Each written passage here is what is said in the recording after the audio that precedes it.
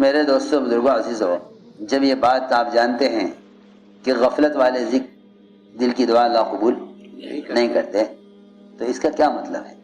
اس کا کیا مطلب ہے؟ اس کا مطلب یہ ہے کہ اللہ کے ذکر کی اصل جگہ قلب ہے۔ اللہ کے ذکر کی اصل جگہ قلب ہے۔ اگر اللہ کے ذکر کے بغیر دعا مانگ رہا ہے تو یہ اس کے خود دعا میں غافل ہونے کی پہلی علامت اور پہلی وجہ ہے، کیونکہ ذکر اصل قلب کا ہے۔ زبان قلب کی ترجمان ہے، زبان قلب کی ترجمان ہے۔ اللہ کا ذکر کیے بغیر، اللہ کا ذکر کیے بغیر اگر دعا مانگ رہا ہے تو جب اللہ کے ذکر سے غافل ہے دعا میں، تو پھر دعا میں ذاکر کیسے ہو سکتا ہے؟ جب اللہ کے ذکر سے غافل ہے تو پھر یہ دعا میں ذاکر کیسے ہو سکتا ہے؟ یہ میں عرض کرنا چاہتا ہوں۔ دعا میں تو ذاکر جب ہوگا جب یہ اللہ کے ذکر سے دعا شروع کرے، اللہ کے ذکر سے دعا شروع کرے، اللہ تعالیٰ کے اسم اعظم اور اس کی اسماء صفات، اسماء ذات، اسماء صفات، ان دونوں سے دعا شروع کرے تو پھر یہ ذاکر ہوگا، تو اللہ رب العزت پھر ذاکر قلب کی دعا قبول کریں گے۔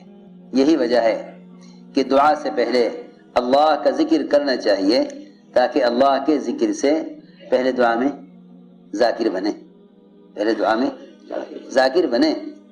اوہو، ہم سب جو دعائیں کرتے ہیں نا، ہماری دعاؤں پہ اللہ کے دھیان کے بجائے اپنی حاجت کا غلبہ ہوتا ہے، اپنی حاجت کا غلبہ۔ حالانکہ حاجت مخلوق، حاجت مخلوق، حاجت مخلوق، اور دعا متعلق خالق سے۔ ایک قسم تو وہ ہے دعا مانگنے والوں کی جن کے دعا کے دوران حاجت غالب ہوتی ہے، دوسری قسم وہ ہے کہ جن پر دعا کے دوران اپنے اسباب کا غلبہ ہوتا ہے کہ اے اللہ اسی سبب سے تو کر دے، اے اللہ اسی سبب سے کر دے، اس وزیر کے دل میں ڈال دے، یہ میرا کام کر دے۔ کتنے نکمے پن کی بات ہے۔ اللہ جو قادر مطلق ہے ان سے یہ کہہ رہا کہ تو وزیر کے ذریعے میرا کام کرا دے۔ اللہ سے دعا مانگنا اسباب کی بنیاد پر، یہیں سے دعا کی قبولیت میں رکاوٹ پیدا ہو جاتی ہے، یہیں سے دعا کی قبولیت میں رکاوٹ پیدا ہو جاتی ہے۔ لو، دعا سے پہلے اللہ کا ذکر کرنے کا مطلب یہ ہے کہ تم اللہ سے جب مانگنے بیٹھو تو پہلے اپنے ذہن اور دل کو اس کے غیر سے پوری طرح خالی کر لو، پوری طرح خالی کر لو، پھر مانگو۔ ورنہ اس وقت عام طور سے آپ دیکھیں گے کہ جو لوگ دعائیں میں اپنی حاجت مانگتے ہیں اللہ سے، وہ اس سبب کے ذریعے مانگتے ہیں جو سبب ان کو ملا ہوا ہے، جو سبب ملا ہوا ہے اس سبب کے راستے سے اللہ سے حاجت پوری کرانا چاہتے ہیں۔ یہ ہے سب سے بڑی رکاوٹ دعا کی قبولیت میں۔ اس لیے فرمایا کہ جب دعا کرنے کا ارادہ کرو تو پہلے اللہ کی حمد کرو، اللہ کا ذکر کرو، اللہ کا ذکر کرو، پھر دعا مانگو۔ یہ تم اللہ کے ذکر کے بعد دعا مانگو گے تو اللہ کے ذکر سے اللہ کے غیر کا اور تمام مادی اسباب و شکلوں کا یقین پہلے ختم ہوگا، پھر اللہ سے مانگو کہ اللہ تو یہ کام کر دے، یوں نہیں اس کے ذریعے سے یہ کام کر دے۔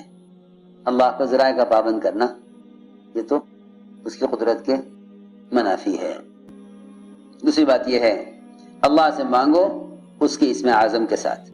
اب اسم اعظم اللہ کے رسول کے درمیان راز، کیونکہ سب کو نہیں معلوم کیا مانگنا چاہیے، اور اس اسم اعظم کے ذریعے مانگے گا وہ مل کر رہے گا، اور امت کو معلوم نہیں کہ کیا مانگنا چاہیے، اس لیے اس کو چھپا لیا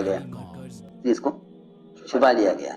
حضور اکرم صلی اللہ علیہ وسلم کی صحبت میں رہنے والی آپ کی زوجہ محترمہ عائشہ رضی اللہ تعالی عنہ، اللہ اکبر، اتنی دنیا سے بے رغبت عمر رضی اللہ تعالی نے جب بوری بھر کر سامان مال کی بھیجی، حضرت عائشہ رضی اللہ تعالی عنہ نے اللہ سے دعا کی، اے اللہ عمر کے پاس اگلے سال کا مال آنے سے پہلے تو مجھے دنیا سے اٹھا لے۔ اتنی بے رغبت مال سے اتنی بے رغبت دعا کی اللہ سے، اے اللہ دونوں نے دعا کی، حضرت عائشہ نے بھی دعا کی، حضرت زینب نے بھی دعا کی. حضرت زینب کی تو قبول ہو گئی، وہ تو اگلے سال کا وظیفہ آنے سے پہلے دنیا سے چلی گئی. ہم تو یوں دعا کریں کہ اے اللہ اور عمر دے دے، اگلے سال کی کاشت بھی دیکھ لوں، اگلے سال کا پھل بھی دیکھ لوں.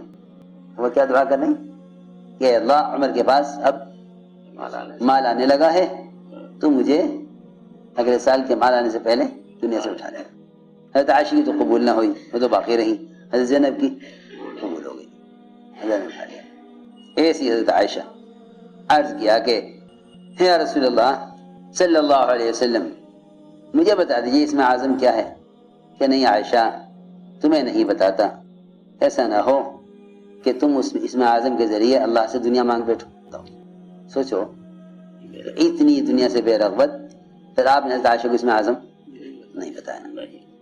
کہ عائشہ تمہیں نہیں بتاتے، تم اس سے کیا طلب کرو گی؟ دنیا طلب کر بیٹھو گی. دیکھو تو صحیح، جب حضرت عائشہ سے چھپا رہے جو دنیا سے اتنی بے رغبت، تو امت کو کیسے بتا دیتے؟ دیکھو 24 گھنٹے دنیا ہی مقصد، آپ میں کہ نہیں بتاتے. حضرت عائشہ اچھا ٹھیک ہے نہیں بتاتے تو نہ بتلاؤ.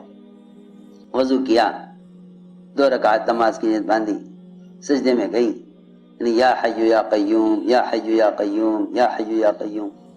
آپ نے فرمایا اے عائشہ ہم نے تو تمہارے سے چھپایا تھا، اللہ نے تمہیں بتا دیا.